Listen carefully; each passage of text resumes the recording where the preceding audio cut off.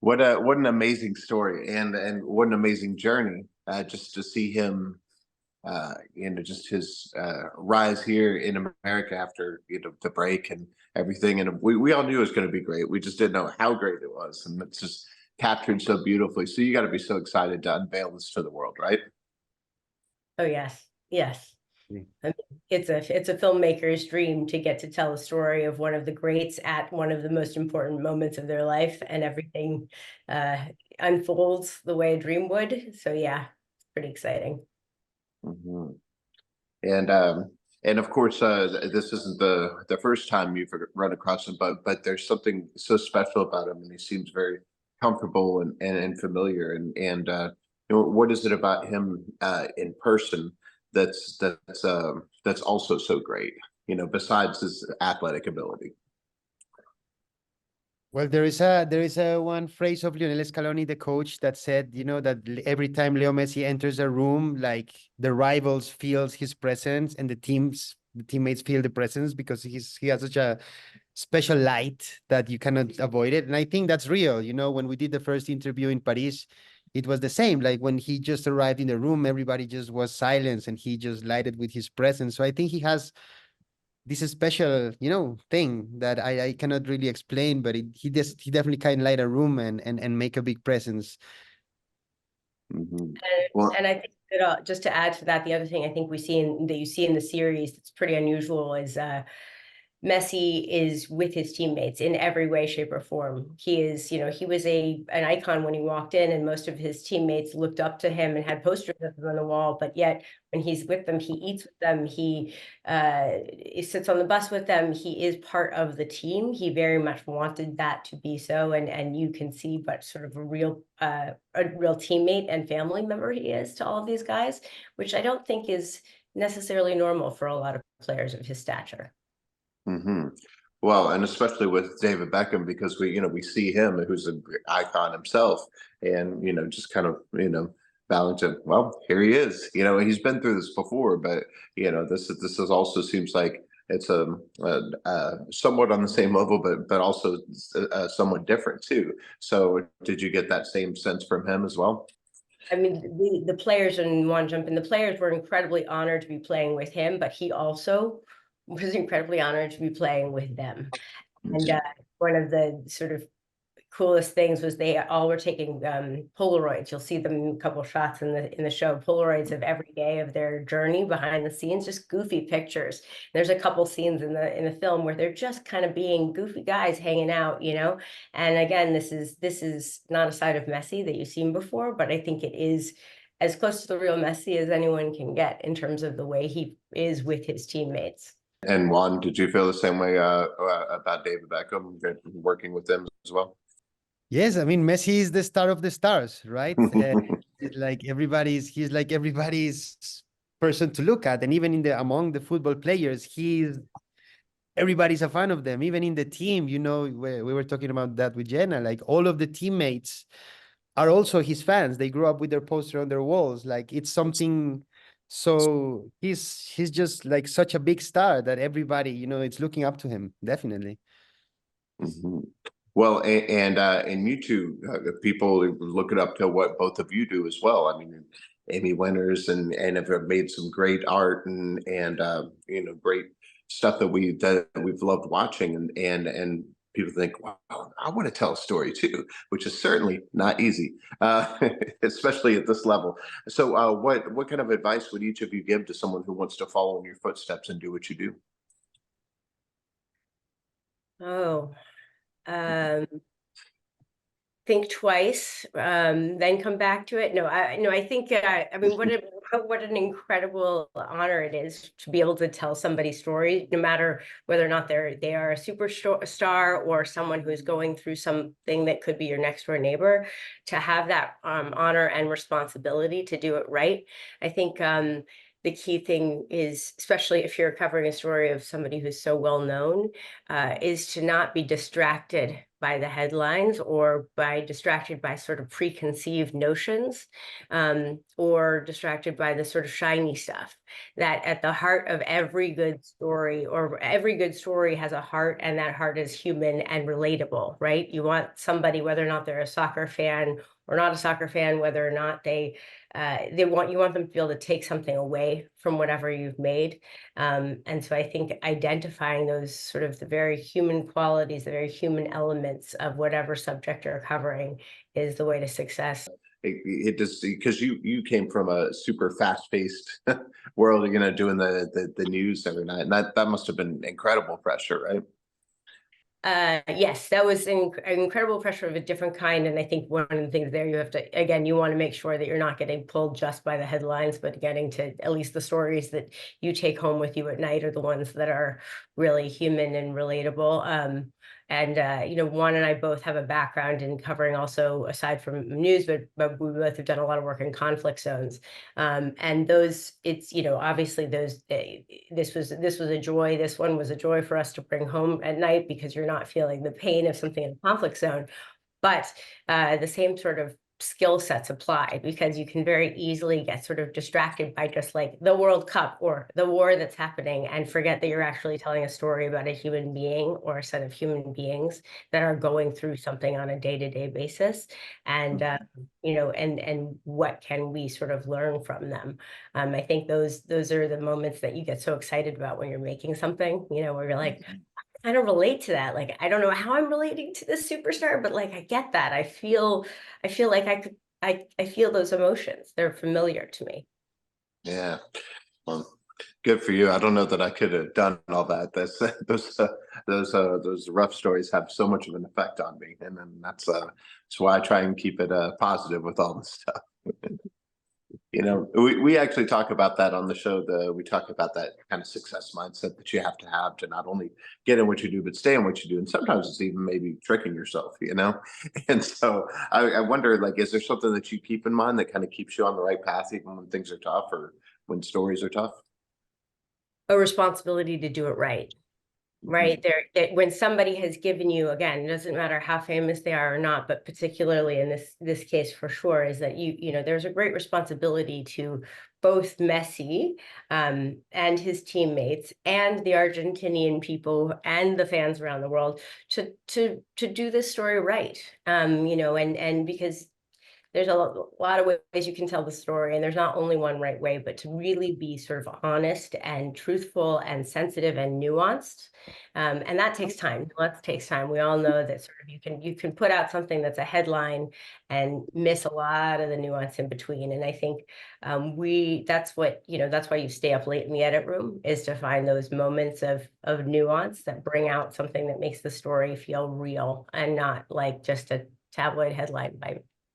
Mm-hmm. Yeah, it's amazing that he's stayed so normal with all the craziness around him. I know that when he came to Dallas, there's the production of all the police and security and all the crazy fans that are trying to get to him, and it just seems so normal despite all that, and he hasn't turned into a tabloid figure, even with all this going on. So that's pretty amazing in itself, right? I think one of his lines, he speaks about it so well, is that he's and I'm not giving it away, so people should watch it, but he's really talks about being a boy from Rosario who likes to play ball, right? And it's really true. It's not just a line. Like, he derives so much joy from the game, from being part of his team that is his family. He's a family man, so that's his team, his family, and as well as his own family. And then again, I think in our film, what we were really trying to do was sort of show the love story between Messi and Argentina as well, which is different than a lot of, athletes have their allegiances to their country, but this is a unique relationship. And it's a relationship that comes with a lot of pressure, a lot of expectation. He is holding the hopes and dreams of a whole nation on his shoulders, and he takes that responsibility very much to heart. And I think in the series you see how it can affect him, and how responsible he feels to them. And then by the same token, through the fan story that we really wanted to make a character in this as well. Like you see their face, you see that they feel that they're invested in this experience as well. My co-host Drew Pearson, who you may be familiar with as one of our Dallas Cowboy greats, caught the Hail Mary, went in the Hall of Fame. So we're so proud of him. And I know you want me to ask you your Hail Mary moment. So the moment in your life or career where you just kind of had to go for it and it worked out for you. What do you suppose that was for you? In a way, this project, I think. It was, you know, it was a long schedule by some terms, but not. It was sort of a sprint to the finish. And I came in being a fan of greatness, but not knowing much about about Messi, and being an American who didn't know much about Messi, and wanting to do it right, do the story right. And so I jumped in, and we had this incredible team, unbelievable Juan, our whole team at Smuggler, our team in Argentina, our editors. And it is sort of, I think you guys know this, it's sort of like being in the trenches when you're in the late at night telling storytelling, and you're thinking, are we actually going to make it through this? Are we going to get there? I hope everybody enjoys the sort of fruits of our labor, but it was a real push and really an honor. Yeah. And Juan, would you say this is that moment for you where you just kind of had to, you know, throw the ball in our American football, you know, just kind of had to go for it and make sure that it worked out right? Absolutely, you know, like you also feel the pressure, you know, like because you are telling the story of like you know, a person that everybody loves, and you have a responsibility to the country at the same time to be able to make it right and to make them feel connected with it. You know, for us, that was very important one. For it was definitely a big responsibility.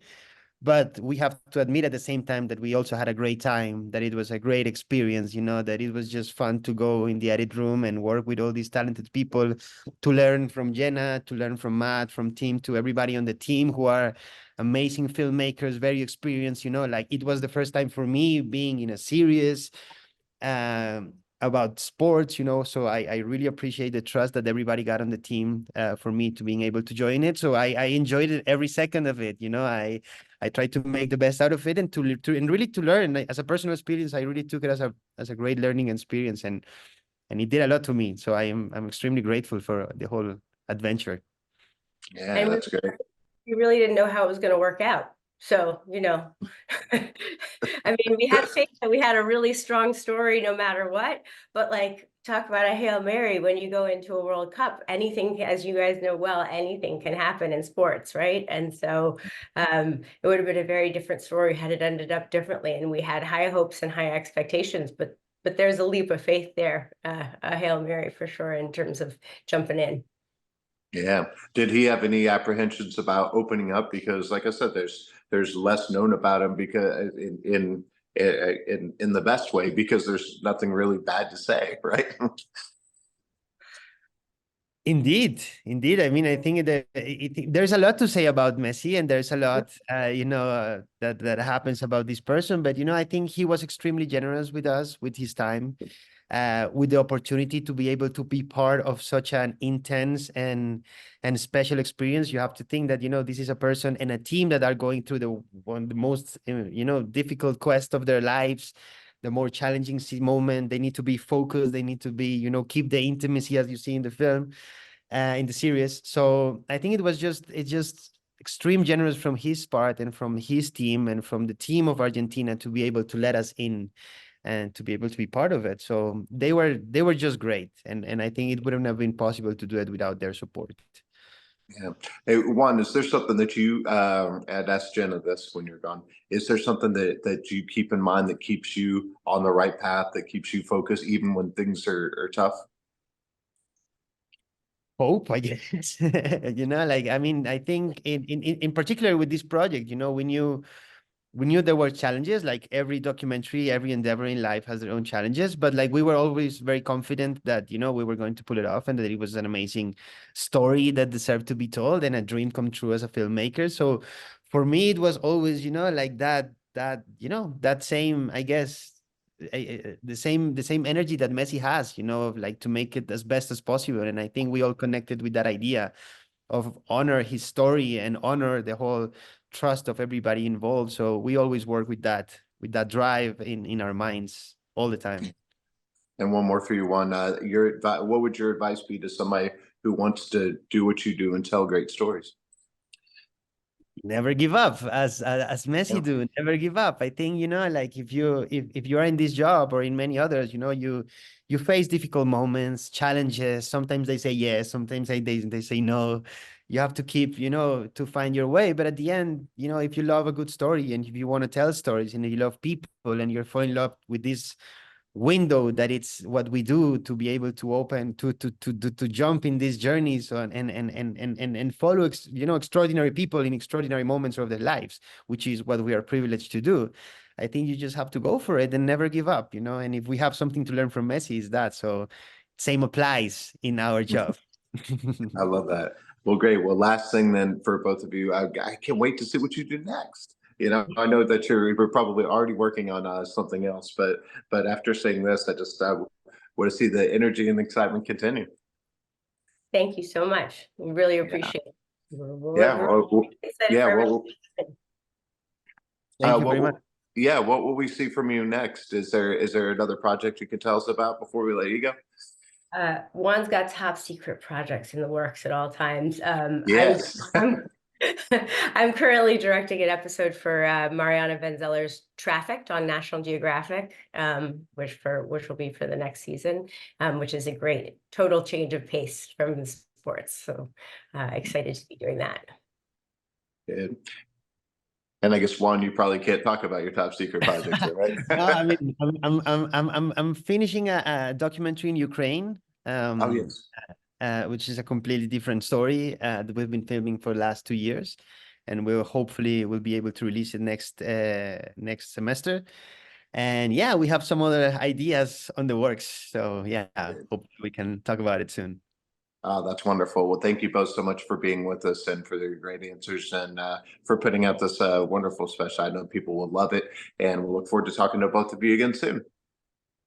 Thank you. Thank you so much. Thank you. Okay, bye-bye.